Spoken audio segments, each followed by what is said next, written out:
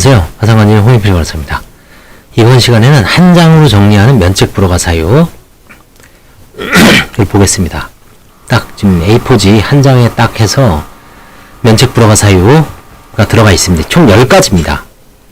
그래서 이제 크게 구별을 해보면 형사범죄와 관련된 면책 불허가 사유가 5가지입니다. 사기파산죄, 과태파산죄, 구인불응죄, 증례행위죄, 설명의무 위반죄. 요 지금 한 장으로 정리하기 때문에 잘 안 보이는데 이제 전체적으로 조망을 한 다음에 크게 확대해서 3배 이상 확대해서 한번 자세하게 보겠습니다. 그래서 이 검은 네모칸 쳐놓은 거는 사기파산죄, 과태파산죄, 구인불응죄, 증례행위죄, 설명의무 위반죄, 관제인에 대한 설명의무 위반죄입니다. 이 5가지는 위에서부터 형량이 중요한 겁니다. 사기파산죄는 10년 이하의 징역 1억 이하 벌금, 과태파산죄는 5년 이하의 징역 5천만 원 이하의 벌금, 구인불응죄는 1년 이하 1천만 원 이하, 증례행위죄는 3년 이하 3천만 원 이하, 설명의무 위반죄는 1년 이하 1천만 원 이하. 구인불응죄하고 증례행위죄는 사실상 거의 없기 때문에 이거는 그냥 검은색으로 나눴습니다. 설명의무 위반죄가 많이 됩니다. 위에 사기파산죄에서도 1호 2호에 해당하는 파산재단에 속하는 재산의 은닉, 손괴 또는 불이익 처분이 많이 일어나고요. 두 번째는 파산재단의 부담을 허위로 증가시키는 행위. 이 두 개가 가장 많이 일어나고 3545 상업장부의 부작성, 부실기재, 은닉, 손괴, 폐쇄장부의 변경, 은닉, 손괴와 관련된 건 거의 없습니다. 케이스도. 마찬가지로 그럼 사기파산죄와 과태파산죄는 뭘 구별하냐. 이 3545는 똑같잖아요. 그러니까 사기파산죄에서는 크게 파산 선고의 전후를 불문하고 자기 또는 타인이 이익을 도모하거나 혹은 채권자를 해할 목적으로, 이 목적범입니다. 고의범 플러스 목적범입니다. 근데 과태파산죄는 과태가 뭐라 그랬어요? 네이버 지식인을 쳐보면, 네이버 사전을 보면 과태라는 거는 태만히하고 게으른 겁니다. 이거는 목적이 없는 거예요. 이거는 그냥 이런 행위만 하면 처벌되는 거예요. 좀 사기파산죄보다 형량이 좀 경하죠. 절반. 신용거래 구입상품이 현저한 불이익 조건 처분입니다. 신용카드 물건을 사자마자 그 자리에서 현금을 받기 위해서 처분하는 거죠. 1000에 산 물건을 싸게 800에 팔고 800만 원 현금을 취하는 거죠. 깡은 아닙니다. 깡하고는 약간 좀 차이가 있습니다. 예전에 제가 한 사건 중에 이거 패대기 친다 그러죠. 제가 그때 직접 해봤더니 어떤 분이 있냐면 테크노마트에서 컴퓨터 관련 장사하시는 분입니다. 근데 갑자기 찾아왔습니다. 저한테 형사고소를 하겠다고. 왜 그러시죠? 했더니 자기한테서 물건을 노트북이라든가 뭐 이런 뭐 애플 뭐 아이패드인지요? 뭐 이거를 벌써 이건 한 10몇 년 지난 얘기입니다. 한 몇 대를 사간 친구가 있대요. 신용카드로. 할부로 사갔겠죠. 근데 그거가 용산에 패대기 쳤다는 정보가 떴대요. 뭐냐면은 어떤 손님이 이걸 카드로 긁어서 테크노마트에 사서 현금을 구하기 위해서 용산에다가 할인 판매를 한 겁니다. 200만원에 갖고 간 거를 150만원에 판 거죠. 150만원 현금으로. 그럼 자기는 나중에 신용카드는 어떻습니까? 200만원 플러스 이자를 갚아야 되죠.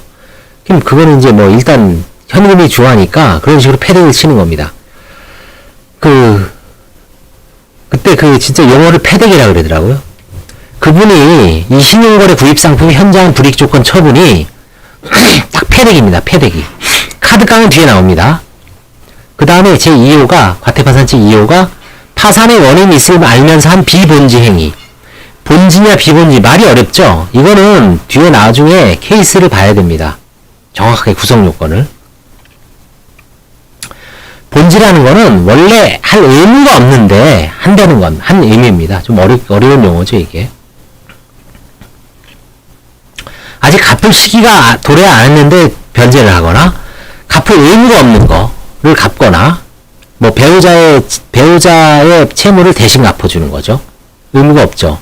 그 다음에 근저당 설정해주기로 한 특약이 없는데 그냥 그 사람이 그냥 돈을 꺼갔는데 갑자기 이제 좀 어려워지고서 근저당을 설정해주는 거예요. 가등기를 설정해준 겁니다. 그게 전형적인 비본쟁입니다. 그래서 이 파란 걸로 왜 크게 1, 2, 3, 4로 했죠. 이게 가장 빈번하게 일어난 거고, 구인불응 증례행위는 무시해도 좋습니다.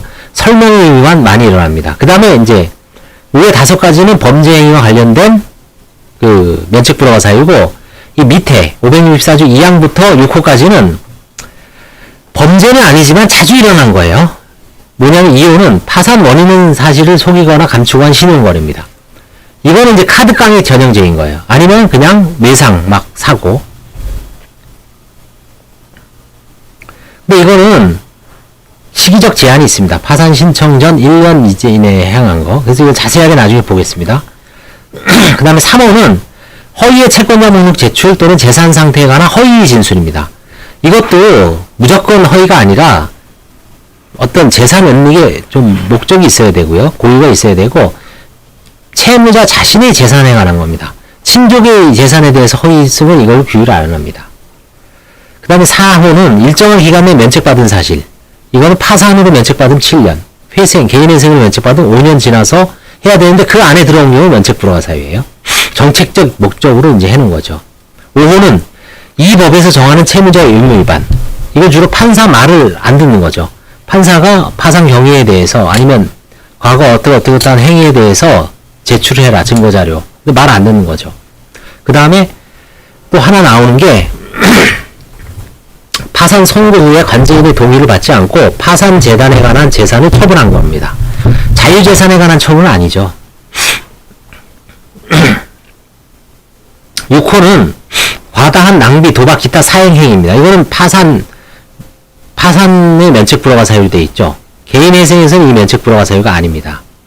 그래서 낭비나 도박 같은 거 하신 분들은 개인회생을 하라는 게 그런 이유 때문에 됩니다. 면책 불허가 사유가 해당되니까 오히려 개인회생으로 면책을 받아라. 이런 식으로 이제 권유하는 사무장이나 변호사가 있죠. 근데 그건 이제 뭐 본인이 개인회생 능력이 되면 하는 거고, 근데 억지 춘향으로 하는 경우가 있어요. 분명히 개인회생할 능력은 안 되는데 면책 불허가 나온다니까 겁먹고 안 되는 쥐어짜서 아니면 허위의 회생계획안을 제출하는 거죠.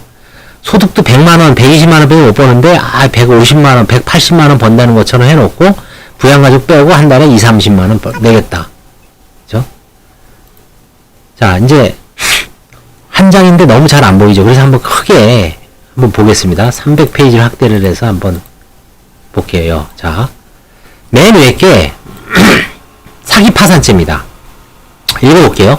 파산 선고의 전후를 불문하고 자기 또는 타인이 이익을 도모하거나 채권자를 해할 목적으로 이러이러한 행위를 하는 겁니다. 1, 2, 3, 4, 5의 행위를 하는 거예요.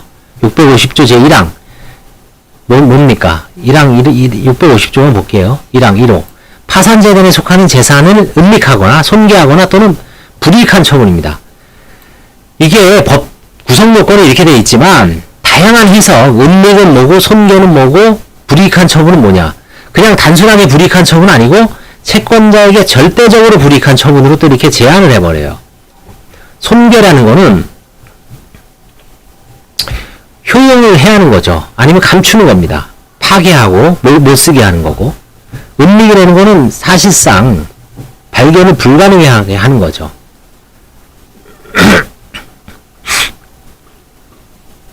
그래서 이거는 파산재단을 애초에 재산을 아주 없애는 거죠. 그래서 아주 중한 처벌이기 때문에 사기파산죄에서 가장 높은 형량을 사기파산죄 1호로 규정되어 있습니다.